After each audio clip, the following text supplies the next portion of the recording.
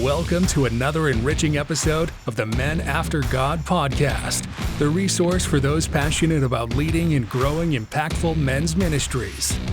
Today, we'll dive into strategies, share insights, and discuss tools to help you inspire and guide the men in your church and community.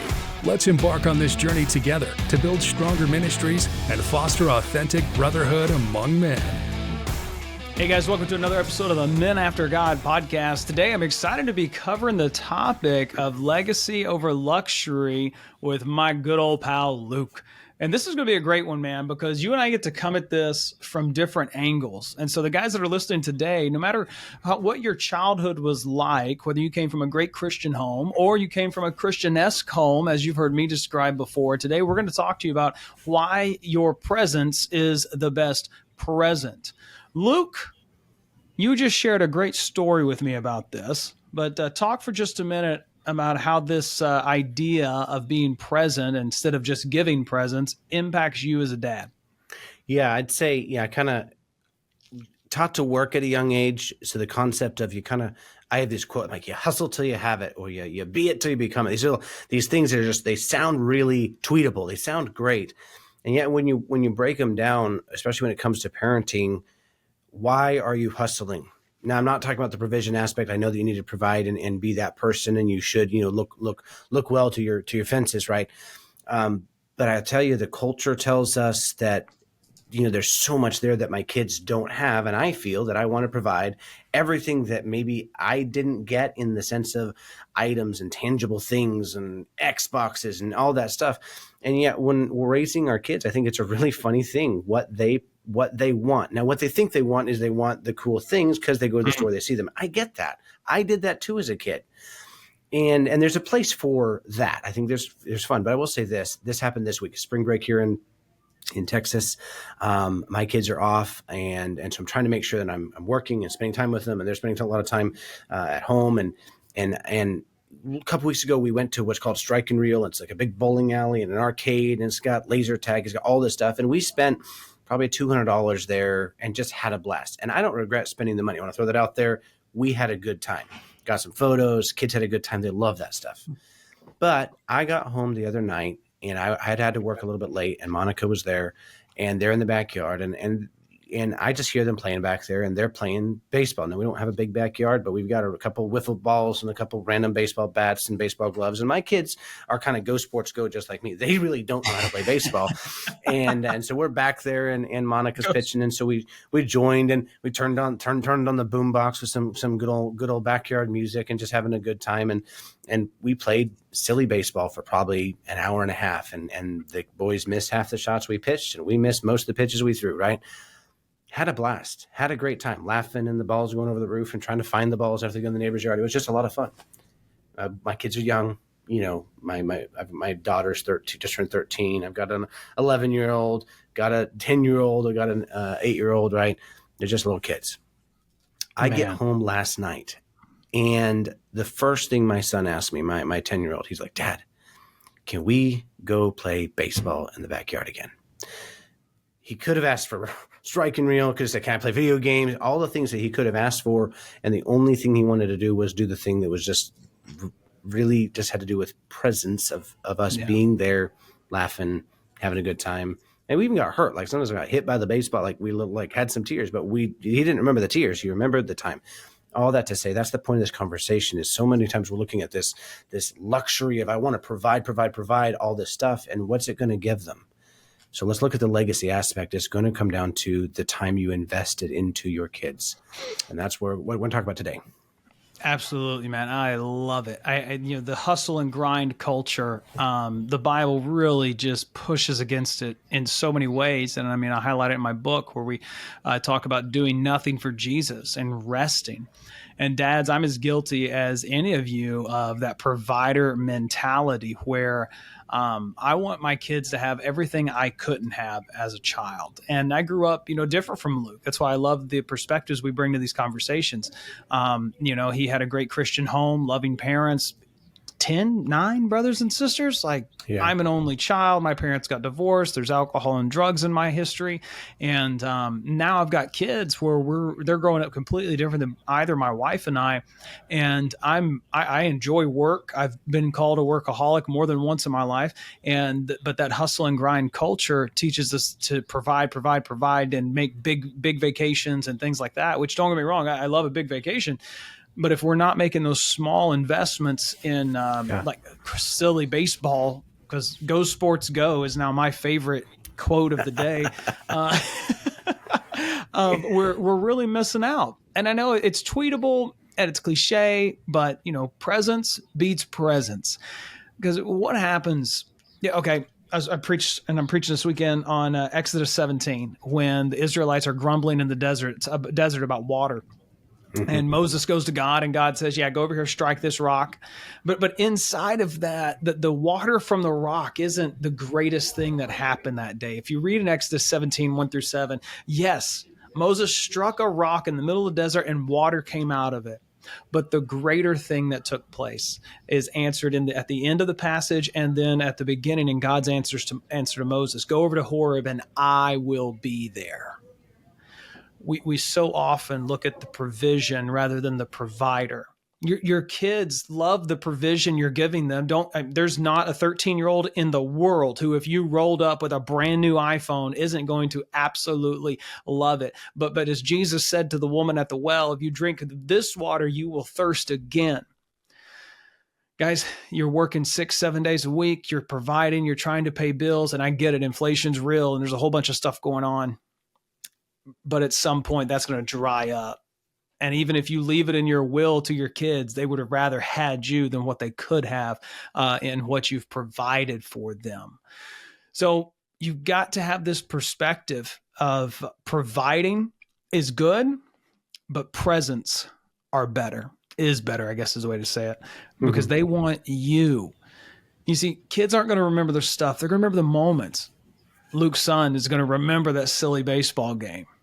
Proverbs 22:1 says, a good name is more desirable than great riches. To be esteemed is better than silver or gold. Legacy matters more than luxury. What's your legacy with your kids?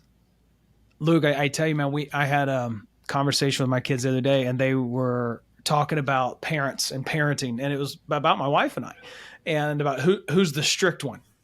And who's this? And one of them said he was trying to get macaroons. And he said something like, well, it's okay. I love you more. And I go, excuse me? What? Hang on. And this kind of guy, I said, oh, love her more. Okay, great. That's good. That's fantastic. Well, I tell you what, then, to earn your love, I'm going to give you the privilege and opportunity to serve, and you can go clean out the dog's poo from the backyard all day, and he's like, no, I'm just kidding. But truly we were talking about that, and he was making the joke about what could be provided, and I love you for that. But they remember dad being strict, and they remember the fun times as well. But they don't always remember the gifts. They don't remember the things that we brought them. They remember the vacation, but is it because of how great the vacation was, or because who the vacation was with? Yeah. So in our culture today, I mean, we try to keep up with the Joneses and stuff, man, but we've got to learn to value people over things. And I think that's what we have to teach our kids. And Luke, I'd love for you to comment on this, now valuing people over things, because valuing things is easy. It is easy to put value in things because things don't always irritate me. Things don't talk back to me. Things don't cause me trouble, right? But people can. How can we work at instilling that value of seeing more value in people than in things? Yeah, Dustin obviously has not worked on a car in a long time, because if you work on a car, that will you get frustrated real fast. No, okay. There's a point there. You got a point there. Anything mechanical, give it a good bash. You just can't do that with people. So, yeah. Well, anyway, not your kids. Anyway. Shouldn't do that with people. You shouldn't do that with people. Let's talk about this. I think that it really comes down to how we model it, because your child. I think I heard the quote of, "Your children are going to become what you are." So be what you want them to be, by David Bly. And the concept here is what your children see is what they are going to feel is okay. How you love your mother is how they're going to see a relationship. And so, for instance, the way I love my wife, my daughter watches that. And when she gets married, she's going to be married to someone that either loves her unconditionally and she's like, wow, this person loves me like dad loved mom, and this is good. Or she's gonna be like, hey, something's off here. There's an issue, right?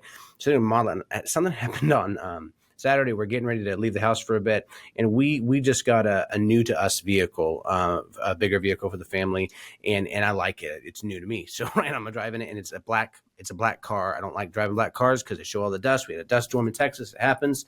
And my same son that was lovingly wanting to play baseball was out by the car. We're getting ready to load up, and I'm not saying this to brag because I had evil thoughts. Let me talk about this right now. It's confession time. I was getting something out of the garage. Kids were loading up, and Logan was like, Dad, I got to show you something. And of course, like the kind and loving dad I was, I said, not right now, Logan, get in the car. And anyway, so I go to get in the car. And in the car, Logan is frantically telling mom about this exciting thing that he just accomplished for me, which happened to be writing all over the side of my new to me black vehicle in the dust, which you're not supposed to do. Dad, please wash me. I am the car. Like the whole sentence in big words. And I saw that as I came around the corner, and I promised there was not oh, wow, this is such a sweet message. I'm going to give Logan a hug and just kind of model how to be patient as a dad, because we have talked about this before. You don't touch someone else's vehicle, and not mine especially. I'm just glad they didn't do it to Monica's truck, because that would have been bad news bears, right? All of that to say, I got in the vehicle and I was not happy. I was like, Logan, you know better, right? And in the process of it, here's the thing.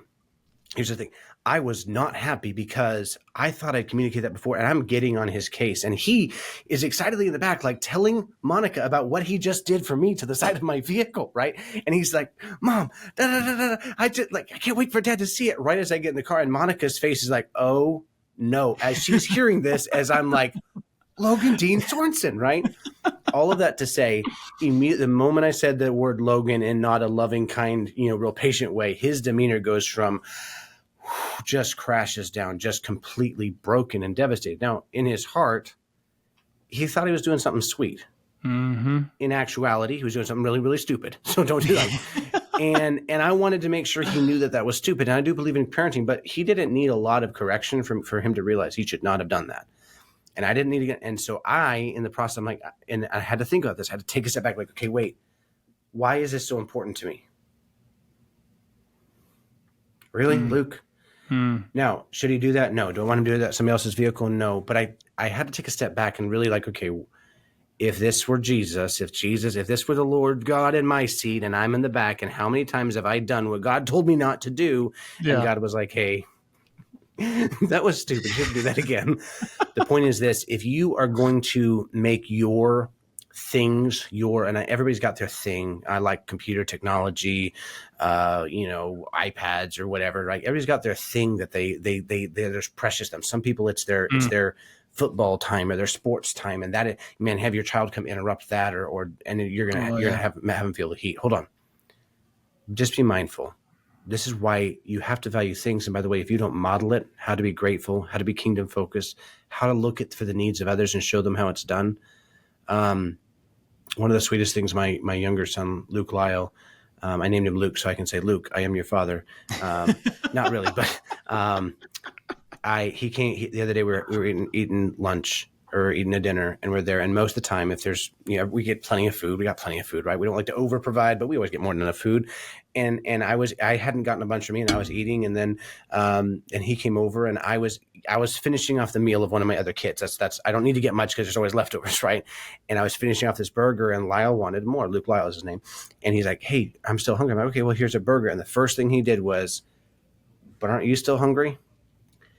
And that was a big step for us because he's seen mom do that. He's seen even Alicia did that before. Like, hey, what do you need? Right, taking care of the needs of others, right? But that's not going to happen without you modeling it first. And it's not easy to model it when you're on edge, when you're frustrated, when you're tired, when you've told them 1,000 times to clean up the room and they haven't done it. So just be mindful. If your things are more important and they break something, just understand when a child spills milk, they may never remember that they spilled the milk, but they will remember how you made them feel about spilling the milk. So when the milk gets spilled, what an opportunity for you to teach them the responsibility of cleaning it up, not how stupid they are for spilling the milk. Man, There's another aspect of this I think is important because you mentioned modeling, and we mentioned the word presence in the sense of gifts and things of that nature, but you've really brought up a great point, Luke, of those things that we make important. I like to get things done. Love language is acts of service. It's something doing things is something I focus on, doing things for others. You mentioned being thoughtful, the way you were talking, they're thoughtful, they're considerate of you, and like, hey, aren't you so hungry? And that's an important thing to me. There's a side to that though, that if things aren't getting done, then I can get really upset. So it's not even that I'm, abusing the gift giving, but it's the making something more important than their heart. And modeling that and trying to help them have a kingdom mindset, being grateful for things and life in general. We can't major on the minors. And I had a master sergeant tell me one time, he said, don't sweat the small stuff and make everything the small stuff. Oh, that's good. And I remember him telling me that, and I'm thinking, that's the dumbest thing I've ever heard in my life. If everything's the small stuff, then what are you going to sweat? What are you going to worry about? How are you going to get, what's the deal? And I was, I may have been a corporal if even. I was young. I was in my early 20s and like real early 20s. And, I think about it now it's at 37 and man, how true. I can be one of the world's worsts of walking in after the kids have been home for a couple hours, and I'll walk by a bedroom and see like, hold up, that bed is supposed to be made. Those clothes that you took off after school are not supposed to be in the floor. And I'm going to address it. And again, like you said, it's not always, hey bud, got some stuff to pick up. Why don't you come on up here and handle that? That would be great. Gentle parenting, it wasn't on my list of things I provide. And I can handle that poorly more often than not. But what am I saying to them? Hey, no matter what you're doing, who you are, how you feel, or what's going on in your life, this needs to get done. It needs to get done right now in the way that I told you to. And so I think it's important if we're going to not just give our presence, but teach them to value the presence of people over the presence of things, then we've got to model that in a number of different areas. And being able to have fun and laugh in those moments that your child lets you know how dirty your car is and, doesn't take care of the house the way it's supposed to be, being able to laugh through those things, how much more enjoyable could it be? And guys, just like here, full authenticity and transparency. This is something I get to work on daily because my immediate response to things is not the joy of the Lord in, hey, thanks for telling me I needed to wash my car. Right. Yeah. And it's in those moments, for some of you guys, you might not have grown up with a dad that went fishing or took you fishing or anything of that nature. But for anyone who knows anything about fishing, nobody goes fishing to catch fish. That's for the sport. You go fishing with people to spend time with people. And some little ways I want to encourage you as we kind of go into the last 5 minutes here or so. I want to encourage you with this, guys. Find a way to make time for your kids that you can be consistent at. And even if there's something that comes up, communicate. Something I've been doing with my daughter since the beginning of the year, we've been reading this little devotional together at night. It's been going great. I'm loving it. But, then I realized like I'm reading this with her. I need to get some time with my boys. And so my older son got a devotional for Christmas. It's like, hey, we're gonna do this. He's like, yeah, okay, sounds good. And so we started doing that. And then I realized I did it for like 2 or 3 nights with them. Then my middle son, I'm like, he doesn't we gotta, And so I get like 10, 15 minutes max with each one of them before bed at night. And I get to read through a devotion and talk with them. It's 10 to 15 minutes per kid, but it's time with just me and them. And the conversations are different depending upon the kid, depending on what's going on. But guys, 10 to 15 minutes of just giving them the presence. And maybe you want to do something with them. Sure. Fix the car. Let them learn how much of a Christian you really are whenever the old bolt won't come out well, or the, what was it I had to deal with the other day? I was changing the brakes and the rotor, how like if you watch a YouTube video where they're like, okay, take the brake off and remove the caliper and just pull the rotor right off. I've had to pull rotors off a couple of times on my truck. And can I tell you something? Maybe one of them came off well, but every other one I've gotten Thor's hammer and had to just bang that thing to get it to come off. And I've sent the kids inside before. Anyways, but doing that, going fishing, going golfing, or sitting around the dinner table, guys. I hate when my family falls in the rut of like, hey, it's late, we're kind of eating late, we're tired. Let's turn the TV on and we'll eat dinner. Oh, I can do it every now and then. But just sitting down at the dinner table and having some conversations, asking some of those coaching questions, or just simple questions. Hey, what's something that made you laugh today? Oh, nothing. Oh, nothing made you laugh today? Nobody did anything funny or stupid? And just kind of help bringing that out of them, different things like that. Yeah. Some things that can cause this luxury mindset versus a legacy mindset is something we mentioned earlier. You didn't have it, so you want to give it to your kids. Remember, you not having it helped you become the man that you are today. I'm not saying to deprive your kids of joy, fun, and things in life. Don't set them up to become a type of person you're going to despise. And let me be very clear: spoiled, entitled, ungrateful, any other terms you want to throw in there. I think it's important, Luke, for us to make sure we're raising men. We're training them up in the way they should go. And it is going to come from how we talk and the things we say. For instance, here's an example, and we'll toss it back to Luke because I've talked a bit. When someone gives you a gift, what's the appropriate response? Thank you. Thank you. Appreciate that. And honestly, you don't need to say more. Or as Luke would tell me, sometimes it's appropriate to say, thank you so much for this gift. But that's it. You don't have to mention the price. You don't mention where it came from, or you don't mention, oh, I've got one at home. You don't mean anything by it, right? Teach your kids that and model that for your kids. Be careful having conversations with your wife after you walk away, holding a gift and talking to her privately, and maybe, oh, I've got one of these at home, or I can't believe they spent so much, this, that, and the other, because they're hearing it without the mature ears to discern, like, oh, this is a conversation between mom and dad, and they're just talking about this. They're hearing it and thinking, oh, I could just say this to anyone, and they can't. So remember that, model it, and again, simple things to help teach that people are more important than things. What are some other ways, Luke, that you've worked to teach your kids that truth? Yeah, I would say when looking at this, talking about the root sources of why the luxury comes into play. I think one of the things is we both talked about, like, hey, we want to provide maybe what we didn't get when we were kids. I had a model family, but there was 10 of us, and we lived in the country, had everything we needed, and yet stuff from the store was still really, really cool. And now that I'm an adult, I want to get kids the cool stuff. And sometimes that's a good motive, but a lot of times the motive is almost like because I feel like I'm failing in one area of my life in the time that I'm spending, I feel like I need to give them more to make up for areas of deficiency, where it's almost like I'm placating the need or the maybe the lack of time I'm spending with them. And I really want to just go in, when it comes down to the valuation of relationship and the valuation of presence, you being there over stuff, it is going to say is the quality of time that you spend. And Dustin said a couple minutes ago, he's like, the 15 minutes per child, right? Well, if you do the math, that's a lot of investment in time, but try not investing it. And realize the weight of deficiency if you don't invest that time.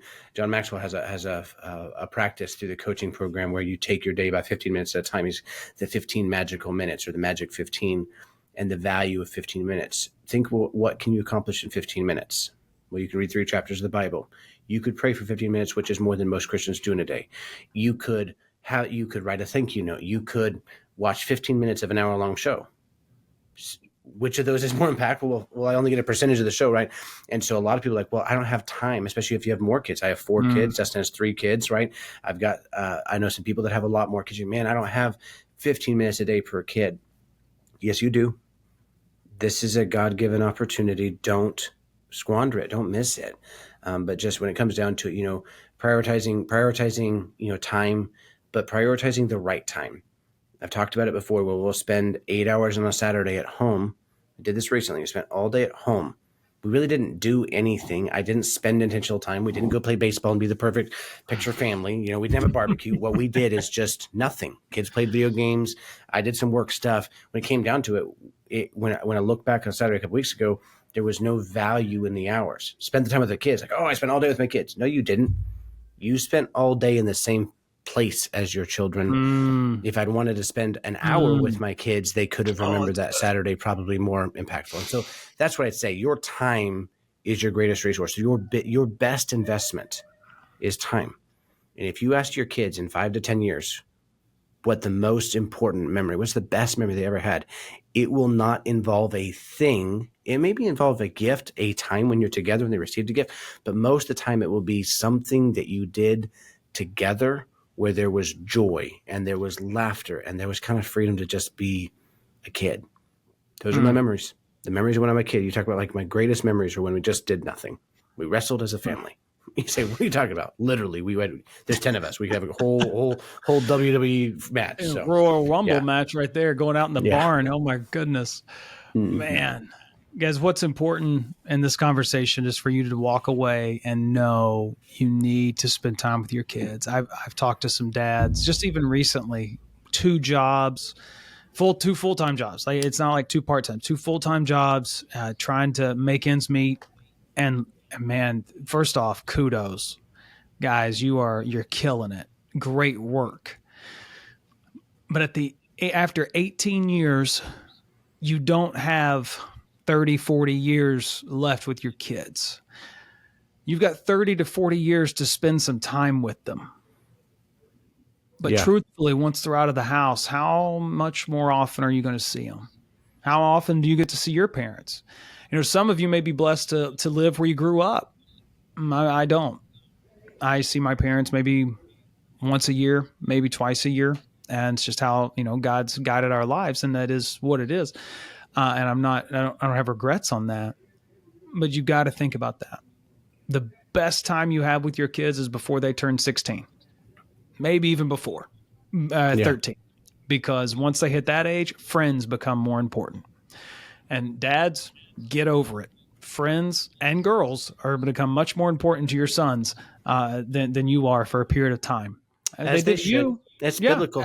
Yes, absolutely. There'll be a time where they come back and go, oh man, Dad was right.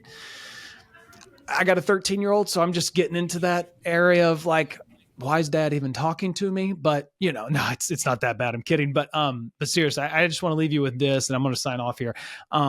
Guys, you guys that are working so hard to provide for your family and feel as though it's not enough. First off, let me remind you, your identity is in Christ, not in what you provide for your family. You are enough. Jesus died for you. He loves you. God loves you. And your wife who's with you loves you. And some of you guys may be single dads. And man, this is a whole different conversation for you guys. You're going to be doing the best that you possibly can. In the midst of doing the best as a father and trying to provide for your family, let part of your best be some form of presence with your children. Some 5 minutes. And even if you just made a note on your calendar to remind you every day to spend 2 minutes telling them, I love you. I think you're amazing. Dad wishes he had more time, but right now in this season of life, I've got to do these things. It doesn't make you less important. It just means in this season, I've got to do some things. And again, communicate to them. That will go so far in your relationship. And if you're a guy who's like, oh, I don't talk that way with my kids, like, well, maybe you should. Take a step back and do something different, do something a little uncomfortable. Tell your kids you love them and tell them that, and again, tell them you want to spend time with them. Make time for them when you can. Don't think you're an awful parent because you skip a week or so. I mentioned the conversations I have with my kids. There's some nights that I walk in and I say, I love you, but tonight Dad can't give you this time. I've got to go to bed, or I've just got to spend some time by myself for whatever reason. But I communicate it to them and I tell them and I love them and I make sure they know that Dad is there for them. And just this night's not a good night. Because like Luke said, we don't always respond with the best version of ourselves, I think is how he says it, like especially when your kid writes on your car and lets you know how dirty it is. So guys, help your kids remember and know what matters for eternity and not just what fades away. And that's going to come from you modeling it from you spending time with them, and from truthfully, guys, just being a man after God's heart. Help them to follow him as you do. If there's something we said today that you think would be a blessing to another dad, I'd love for you to share this with him. Let him know, hey man, you're doing a good job. And this is a reminder of it and a reminder of some things that need to be important to you. If you have questions or anything, you can always reach out to us. And then don't forget, Becoming a Man After God, available on Amazon. We address this stuff when we talk about devoting time to your family and doing nothing for Jesus, because even in resting, we can rest in the Lord with our children. Guys, I hope you have a great week. We'll talk to you soon. Thank you for joining us on this episode of the Men After God podcast. We hope today's discussion has encouraged and equipped you on your journey. We'd love to hear from you. If you have questions, comments, or would like to partner with us, please reach out at support@menaftergod.net.